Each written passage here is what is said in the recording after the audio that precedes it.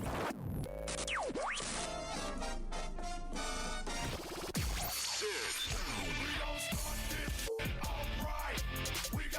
Rosenberg. Sid Rosenberg. On 640 Sports. Right now. Eifert goes out to the left. Dalton takes a shotgun snap. Pump fake short. Throws long for Eifert. Touchdown! Yeah. Eifert was all alone for his third touchdown catch of the game. Still some things to work on. You don't want to have we're punting there with the lead there, and you don't want to give the other team an advantage and back in the game. So, look at those things and get better at it. The Cincinnati Bengals have reached the halfway point of the regular season with the same number of losses they had on opening day. None. The Bengals are 8-0.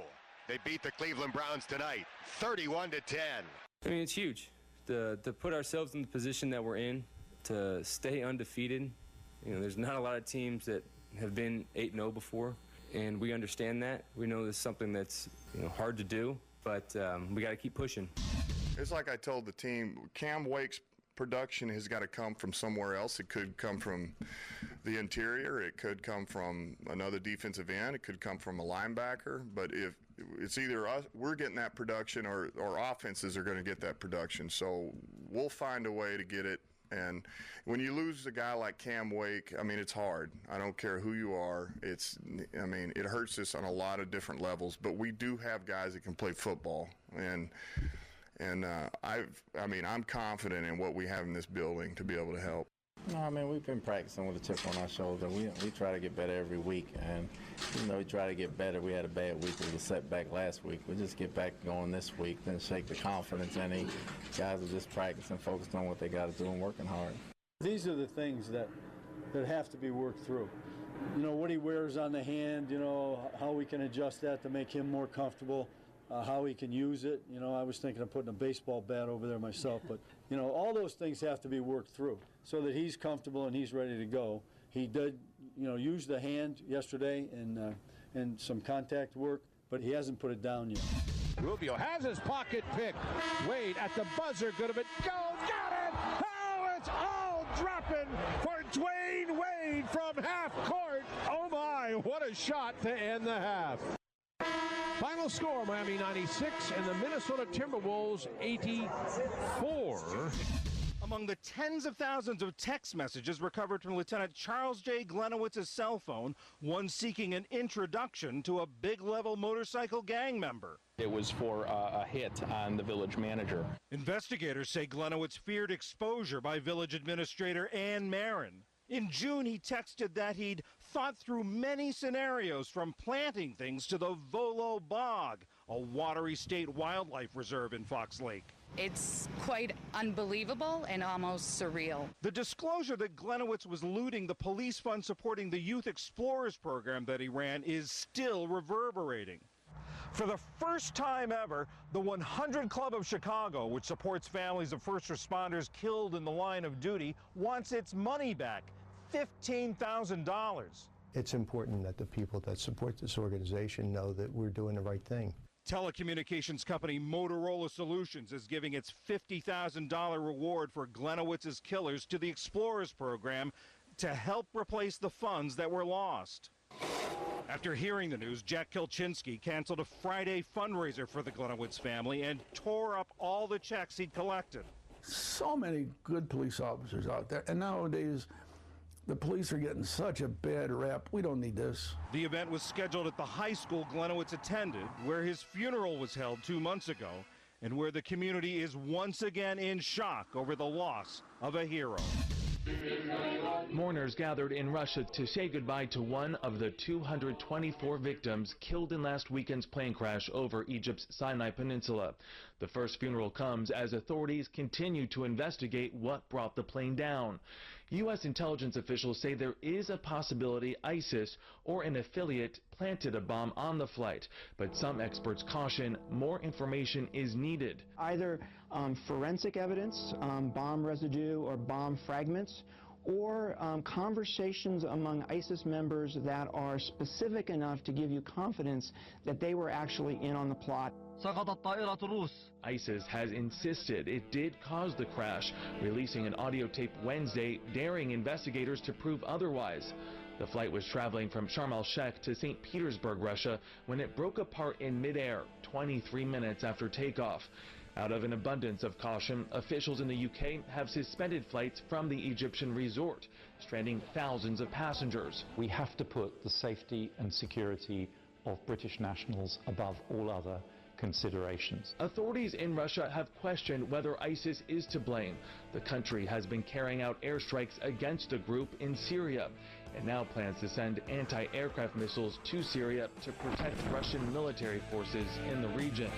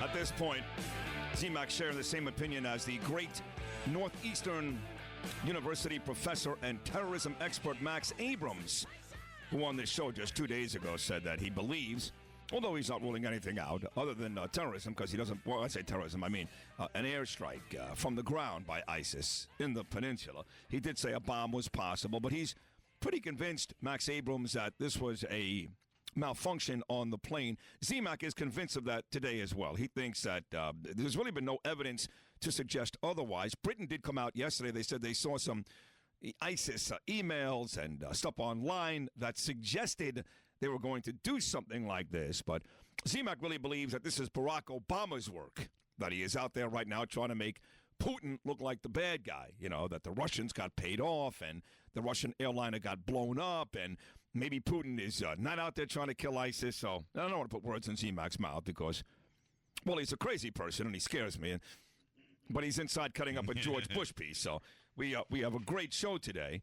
Brian Geltzeiler is going to stop by. He's at Hoops Critic. He's one of the best basketball guys in the country. I think we'll do Chris Maddox, who may be the best basketball guy in the country, Sports Illustrated, and great boxing writer, too, on Mondays, and Brian Geltzeiler on Fridays. The Heat did get the win last night. Dwayne Wade, Dave Hyde described as magic last night. 25 for Wade, double-double for Chris Bosh, 16 points and 12 rebounds. Hassan Whiteside, 1 rebound away from a double-double, 18 for Dragic. And the Heat get a road win in Minnesota to improve to, I think, 3-2. And tonight they're in Indiana taking on the Pacers. So Brian Geltzeiler is going to stop by at 7. Kimberly Jones covers the Jets and the Giants and all of the NFL. She may have been at that Bengals-Browns game last night for the NFL Network. And, in fact, if not yesterday, then it's today. She's doing Sports Jeopardy, Kim. Her team is her, Rich Eisen, who, of course, is the face of the NFL Network, and LeVar Arrington with Dan Patrick serving the role as Alex Trebek. We'll talk to Kim Jones coming up at 7:30. The Giants have a road game in Tampa Bay against the Buccaneers on Sunday, and the Jets will host the Jaguars. Of course, we'll do our weekly conversation with the moderator of Meet the Press, Chuck Todd. And again, I got to tell you, bro, it's just funny. You know, Mark Hochman, who I like very, very much, he does the afternoon show at QAM, which nobody listens to. It's a CBS station. And I like him and Zach, but he tweets yesterday that he's the czar, mind you. How does the media czar of Boca Raton not know that Ben Carson is signing books in Boca, which, of course, we've been talking about for a week that Ben Carson yesterday did sign books at Costco. Somebody tweets back to Hochman, that's because you're not the czar. The immediate czar of Boca Raton is clearly and obviously Sid Rosenberg, not you. Really? And just so you know, then I send a tweet to Hochman and I go, because it's not you, because he's not. I mean, and it's just funny how Colin Cowherd now has Donald Trump on this week. Somebody told me that Dan Le Batard had Rachel Maddow on this week. Hochman talking about Ben Carson. All these guys that would never, ever, ever talk politics and or news, and especially in sports talk radio, it's so polarizing. And they find ways to make it lame and gimmicky and cute and all that stuff. But everybody's copied me. Everybody. I'm not the first guy to talk about things outside of sports. That's guy talk. That's been around forever. But I am the first guy, I think, to delve into sports and politics. Is that not true? I'm looking at this tweet by how am I the czar of Boca and I don't know this. Wow. Right. And then do you see my response to him? Because you're not? Because you're not. Yeah. And then he comes back with a very nice... No, then he was very nice. Are you going to be in Vegas? We're going to be in Vegas for the Canelo Cotto fight. He spells Cotto, C-O-T-O. Correct. He has no idea. Which is not correct. No idea. Him and Zach will be in Vegas for the fight. They want to hang out. Should be fun. Z-Mac, he gets all offended. He spelled his name wrong. Well, it's just, I'm tired of it, too. Cotto. Francesa's talking politics on the fan. It's just, and I get it. Everybody, and I've been saying this for years. Steve Lappa had this argument 3 years ago. Nobody at the water cooler is talking about Brian Hartline, but they are talking about Donald Trump and Ben Carson and the fact that Chris Christie and Mike Huckabee are now, they've been demoted to the kiddie stage, the undercard, if you will, and all these other guys are doing it now too. But listen, let's make this very, very clear from the beginning. I was the first to do this. I may not be the last. I may not be the best at it, nor get the most exposure. But I was the first to do this, was I not? Chuck Todd has been a weekly guest on my show for 2 years. Who else does that? No, I'm with you.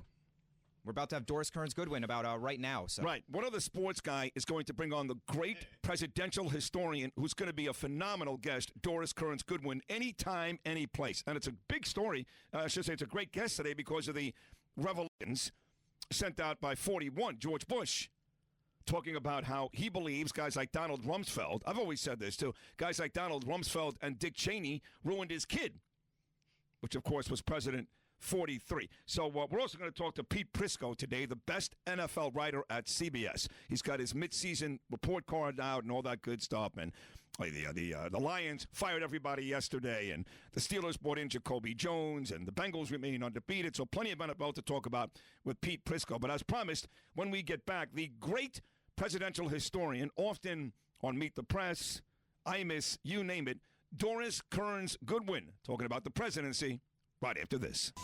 Sid Rosenberg. The governor, Mike Huckabee. I look at America and I say we're in real trouble and we need leadership. Then you obviously didn't watch Obama last night. We're doing great. Did you not see? I did, and that's what just really concerns me. We're in big trouble here. I mean, look, we've had a beheading in Oklahoma City. We've had a shooting of unarmed soldiers at Fort Hood. We had a shooting of an Army soldier in Little Rock, Arkansas. We're in denial, but the fact is we have an enemy. They want to kill us, and we have to get them before they get us, or a lot of innocent people are going to die. Mornings only on 640 Sports. Now to a fascinating private family drama that broke wide open today. Former President George H.W. Bush weighing in on his son's presidency in a new book, mincing no words about George W. Bush's rhetoric after 9/11 and airing his feelings about former Vice President Dick Cheney and former Defense Secretary Donald Rumsfeld. All of it coming right in the middle of Jeb Bush's struggling run for the presidency.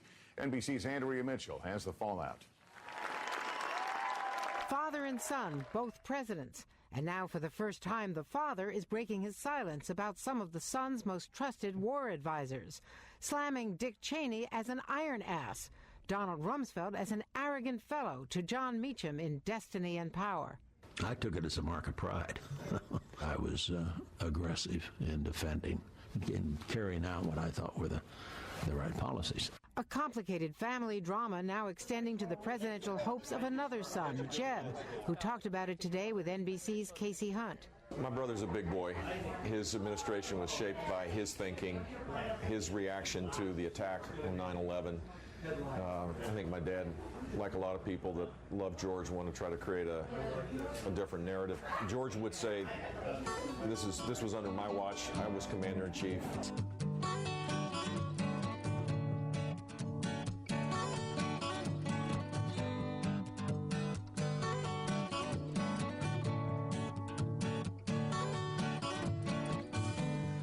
chewing on a piece of grass, walking down the road. Tell me, how long you gonna stay here, Joe? Some people say this town don't look good in snow.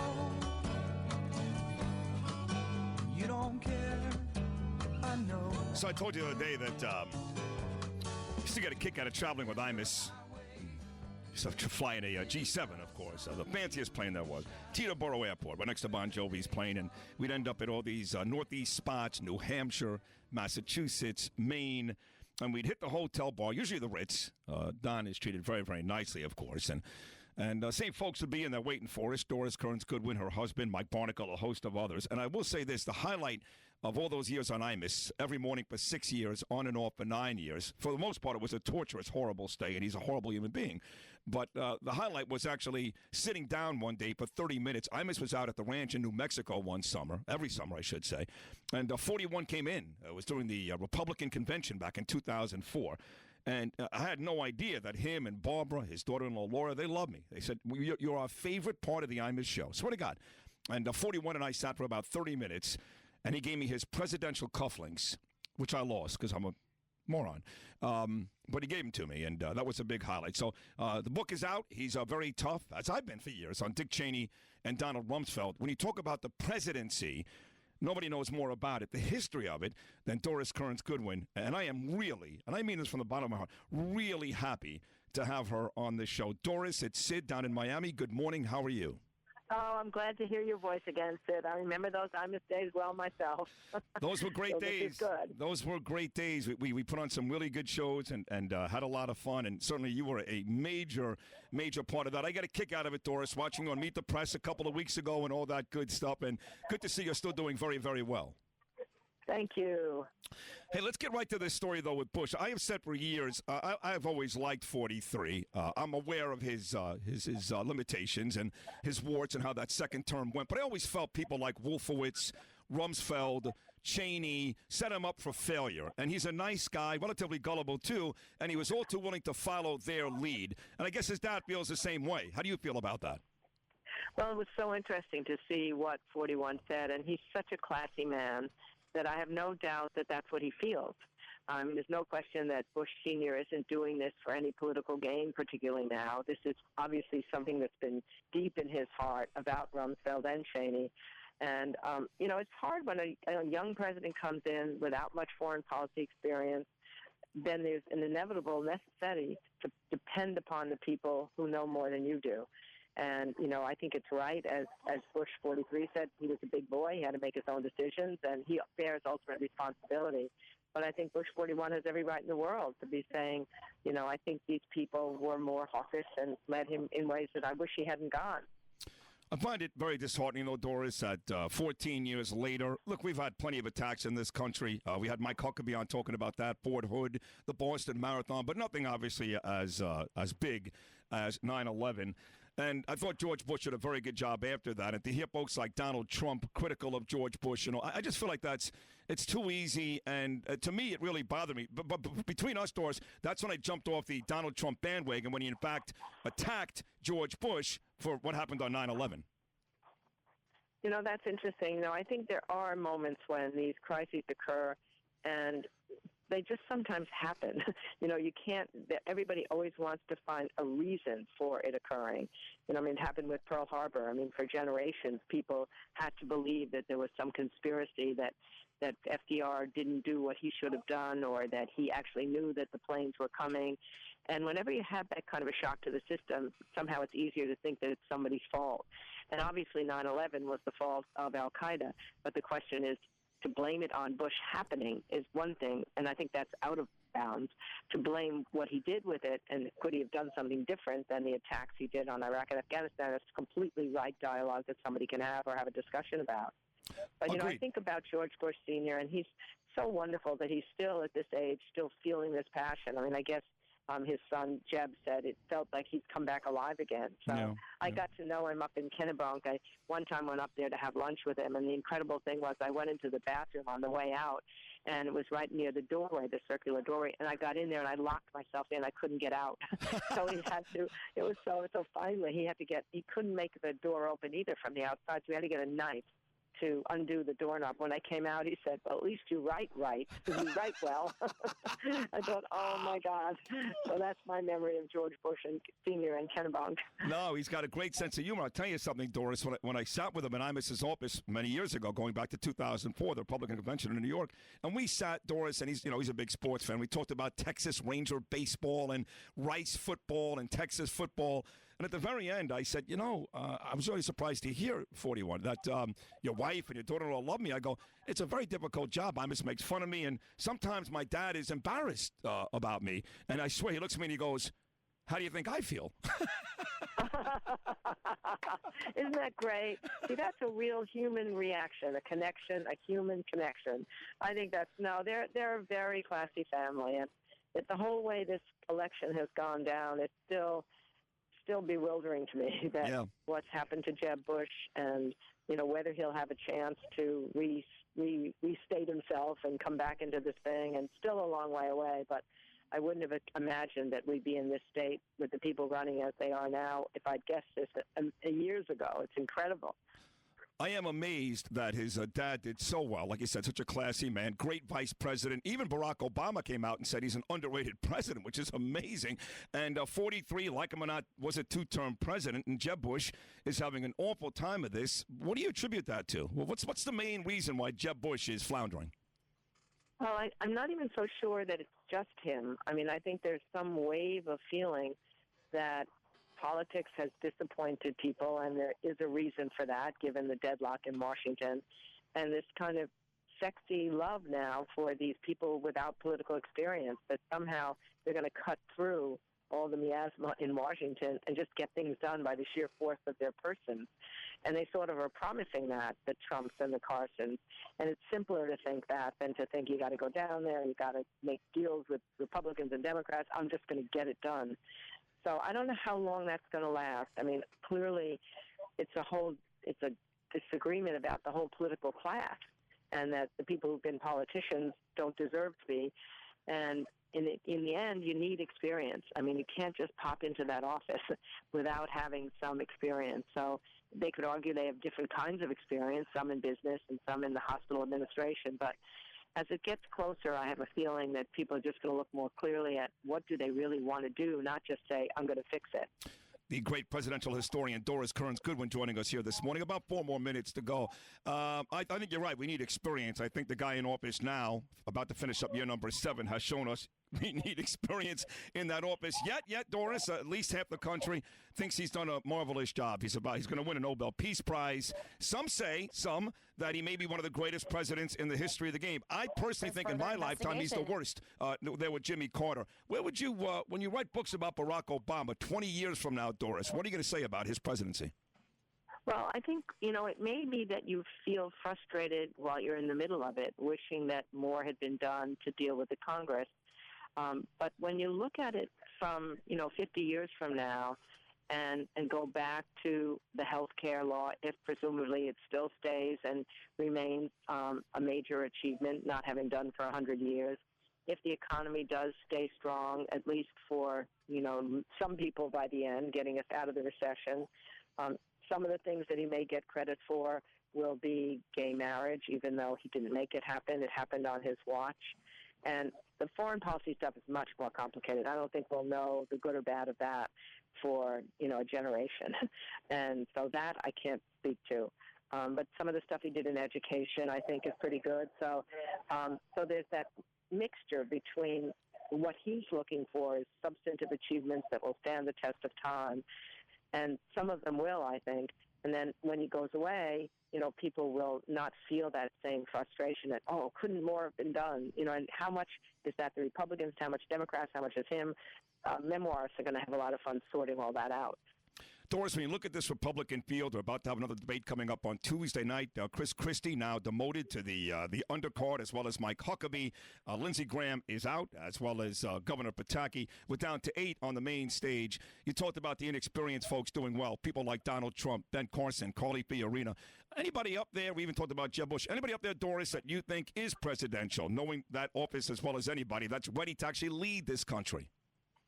Well, you know, the man that obviously has probably the most experience is John Kasich from Ohio, having been in the Congress for a long time, seems like a very decent man. And I thought when he started running, he would have a good chance at it.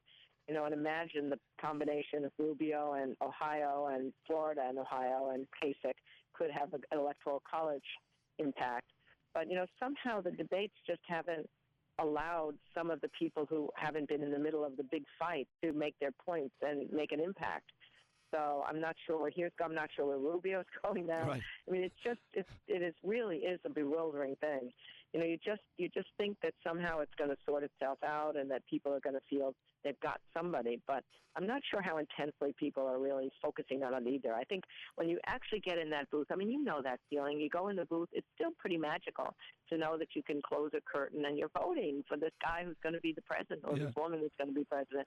And then you really get your energies together. And now somebody asks you, what are you thinking? And it switches from week to week as you hear what somebody said or didn't say. So I'm still not sure until we start seeing the votes come in the various elections that we know where we're going. But it doesn't seem like somebody new is going to pop in out of nowhere. Right. Although somebody was saying to me yesterday, why doesn't Bloomberg get into it? Or why doesn't Mitt Romney come back? And maybe that urging for somebody else now is part of a frustration that they're not sure who these people are that we have, if they will be the ones. But Trump has his followers, and so does Carson, and they're pretty emotional and pretty passionate. So they have to be given credit for having created that kind of momentum. But with 60 seconds to go, isn't it really a fait accompli at this point that Hillary Clinton's going to win this? That we're banging our heads against the wall with these GOP debates and spending hours and hours every single day talking about Trump and whether he appeals or not and blah, blah, blah.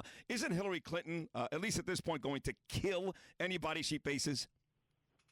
Well, it certainly looks like she's clearly going to get the Democratic nomination unless something untoward happens.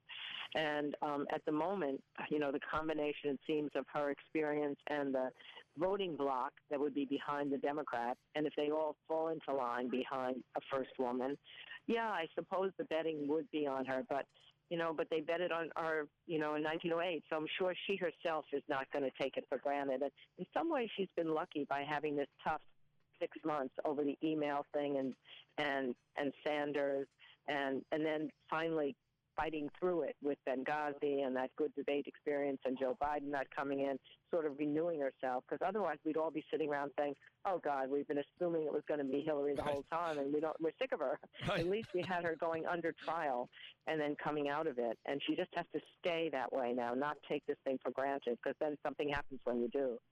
Yeah, just study the course. I agree. It is so great. I would have her go on. I think she's so. I would have her go on a train around the country just for the whole next period of time and just really see the country and talk to the people. And just like Truman did in 1948. That would be my advice to her.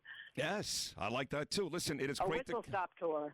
Yeah, it's great to catch up with you. I know you're running on an airplane and taking off. I would hope that you keep coming back. I meant what I said, Doris. All those years on Imus, you were very, very nice and sweet. And I think you're terrific at what you do. So please come back more often. I'm glad we could do this together. It's a deal, I promise. Thank you, Doris. Thank you. Have a safe flight, You're okay? welcome. All right, sweetheart. Okay, bye. Take care. The great Doris Kearns Goodwin, the great presidential historian Doris Kearns Goodwin, here on the Sid Rosenberg Show. Still more to come, I should say. Brian Geltzeiler talking NBA. Kimberly Jones talking Jets, Giants, and all of the NFL. We'll talk to Pete Prisco, more NFL talk from CBS. And, of course, our weekly conversation with the moderator of Meet the Press, Chuck Todd. The number is always 844-640-6464. That's 844-640-6464. Back early on a Friday, right after this.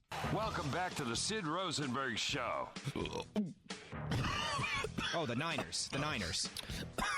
He had a big game against the Niners, but yeah, you're right. All right, buddy. Well, that hurt. I mean, I got to be honest. Yeah, my eyes are tearing. You didn't look too good while that was going on. That was a vomit burp. What exactly happens with a vomit burp? That it automatically closes up your throat, right? Like you can't. I don't know. You're probably if I open my mouth during a vomit burp and I want to puke, can I do that? Projectile would have landed in Lengel's face. Oh, that would be great. It's Sid Rosenberg on 640 Sports.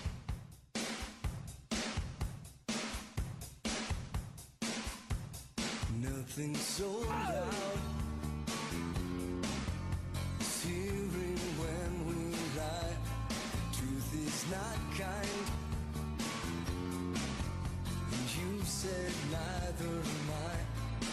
And the air outside so soft, saying everything.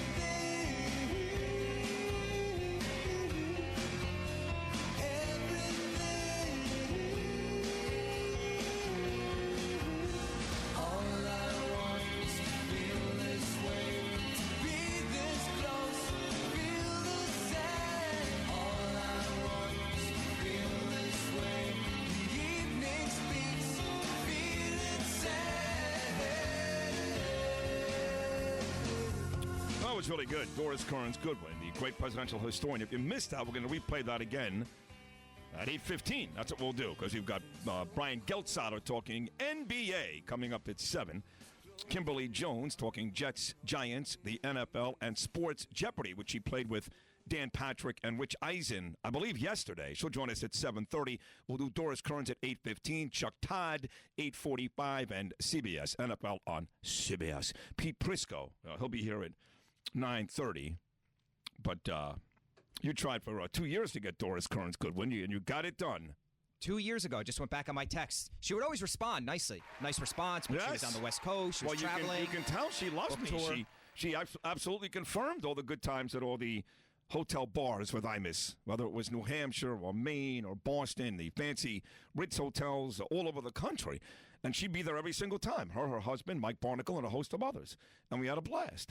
When I thought you were entering her, I thought you said her husband is Mike Barnacle. No. I was like, whoa. No. Me and Doris had a nice conversation off the air, too, before it started. Yeah, Barnacle, she's been on Charlie Rose a lot, so. Oh, Charlie Rose? A lot. So we had a little discussion about that, and she's good friends with Charlie. And of course she is. She's good friends with everybody. So, anybody who is anybody. Mike Barnacle, of course, is on Morning Joe with Joe Scarborough on MSNBC. That show replaced us, Imus. I think it did. There may have been one show in between. I don't even remember. But that show's been on for a long time now on MSNBC. And, of course, the latest person to replace Imus on Fox Business Channel is Maria Bartiromo, the Money Honey. I once referred to her as the Cash Gash, and Daniel got mad, so I stopped doing that. It's not nice. No. So.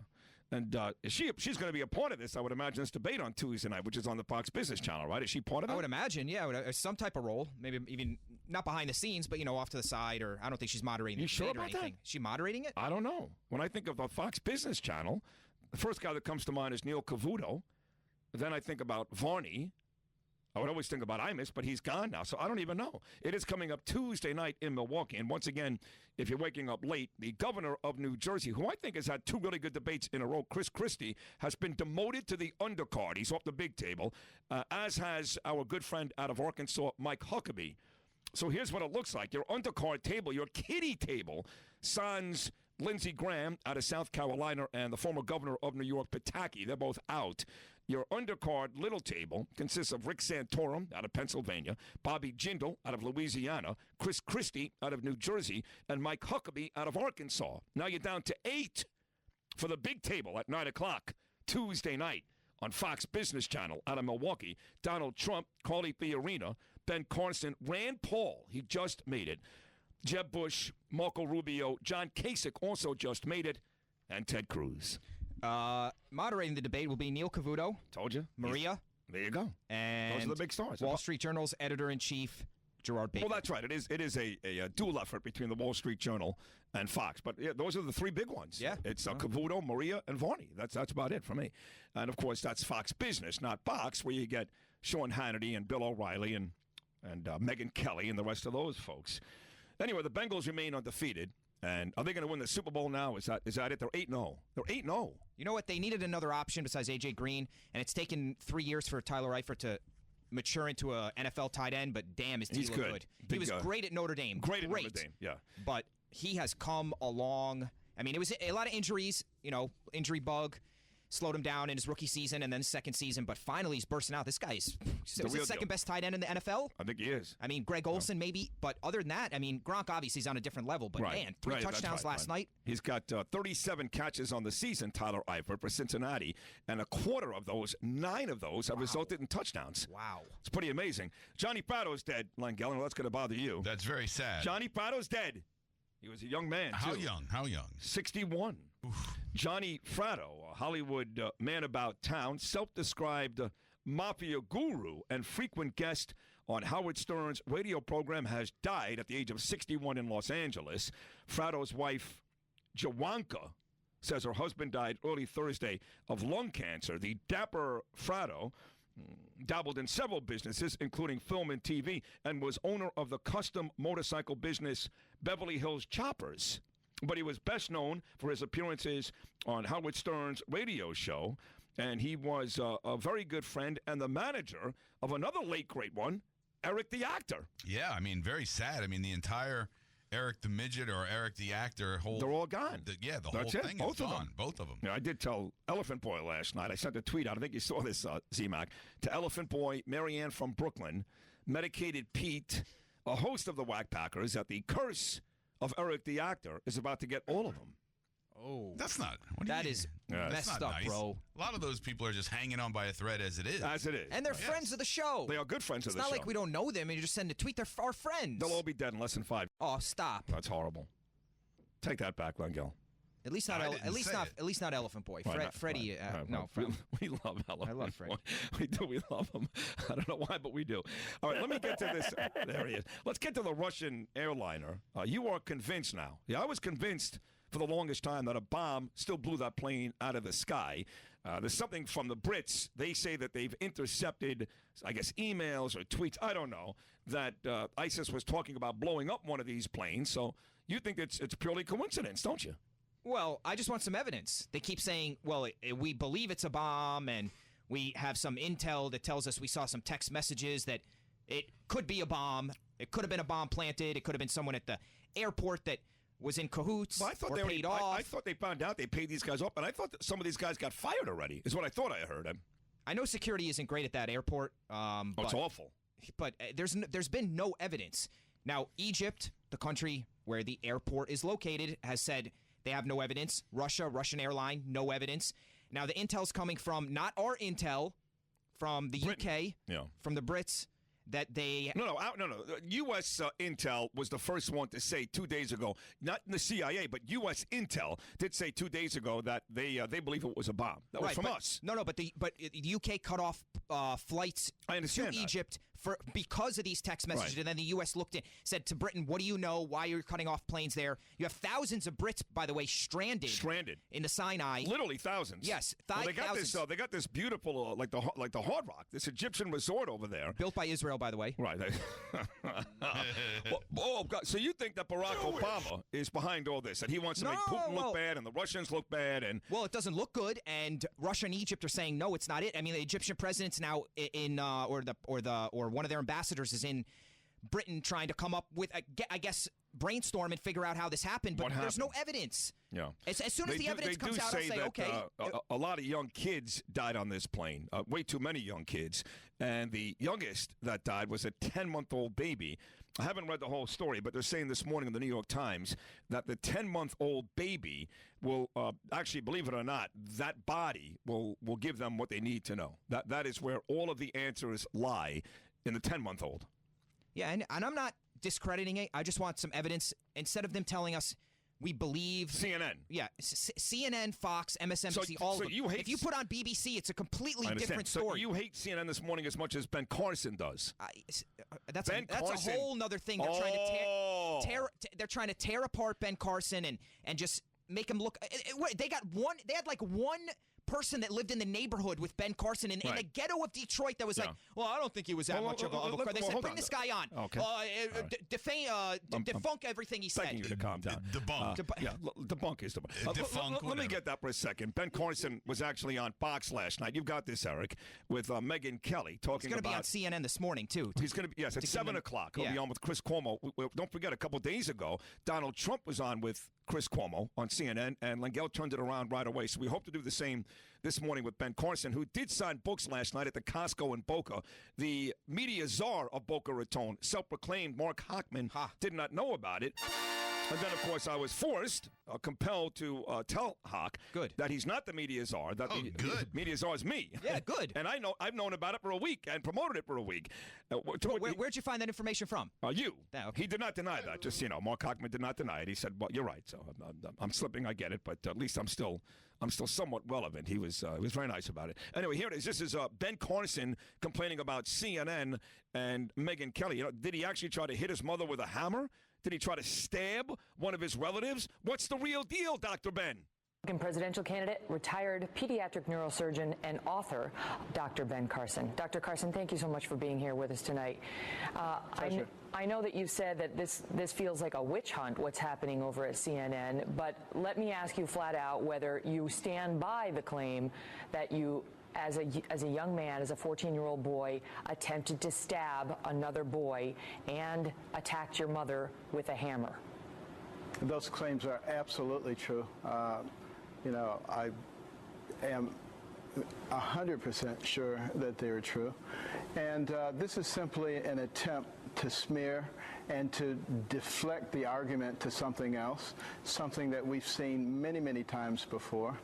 And I never use the true names of people in books, to protect the innocent. That's something that people have done for decades, for centuries. That's something that's commonly done. The person that I tried to stab, I talked to today, said would they want to be revealed. They were not anxious to be revealed. And it was a close relative of mine, and I didn't want to put their lives under the spotlight. This is something that I've decided to do. None of those people decided that they wanted to do this, and the media is ruthless. So, I would say to the people of America, do you think I'm a pathological liar like CNN does, or do you think I'm an honest person? And I'm going to leave that up to the American people to make that decision. So just to clarify, you're revealing tonight that the person you attempted to stab unsuccessfully, a story you've told many, many times, including in your book, was a close relative in your family. It was a close relative in my family. I really don't want to get into the details of who that person was. But also, I want to point out how silly the CNN investigation is. Because when I would have flashes of temper, it would only be the people who were directly involved. It wouldn't be something that everybody else would know. Mm-hmm. And as far as the episode in junior high is concerned, none of those people that they talked to knew about what was going on at Hunter Junior High School. That's just silly to think that they would know. They take issue with the fact that in describing the incident where you tried to attack your own mother, an incident that your brother stepped in to stop, one time you told that story saying you had a hammer, one time you didn't mention a hammer. It's always been a hammer. But also, remember, these are things that happened over 50 years ago, and a lot of times the reports are what a paper reports or what a broadcast network... The details someone chooses to highlight. Understood. So there it is, Ben Carson. Smear campaign. Smear campaign. Yeah, no other way to look at it. They've tried already. They've tried many times to smear this guy, and they can't seem to get him. So he's so angry. It's just ridiculous. Obama's tried himself. He made a comment at a White House dinner where he, kind of took a shot at Obama. 4 months later, they audited. They tried to see if he had any tax fraud and all his properties. They spent months and months investigating him. He opened up all his books. He said, "Go look. I got nothing to hide." They've been trying to take this guy down multiple times, as has Black Lives Mattered and a lot of other organizations. Now CNN is just on the bandwagon here on the smear campaign because they couldn't get off it yesterday. I had CNN on for maybe 10 minutes yesterday. 9 minutes of it was with Ben Carson. The other minute was the Russian airline. A lot of people are protesting, specifically Latin groups. Donald Trump, of course, is hosting SNL tomorrow night. People upset that in the open, in the very beginning, in the open, he calls Ben Carson a loser. I mean, that's the exact verbiage. He goes, Ben Carson, he's a loser. And so these Latin groups are all protesting, Hispanic groups, I should say, are all protesting Donald Trump hosting SNL tomorrow. Listen, a lot of guys are very good at that show. Peyton Manning, believe it or not, the quarterback of the Denver Broncos, is very good at that show. Very good. Am I going to make sure that tomorrow night I'm in front of my television set to see Donald Trump host SNL? I don't know, because the truth is that 3 nights after SNL, Tuesday night in Milwaukee is going to be another debate, the 4th GOP debate, and it's going to be the same Donald Trump. He'll call Ben Carson a loser there, too. So what do I have to watch SNL for?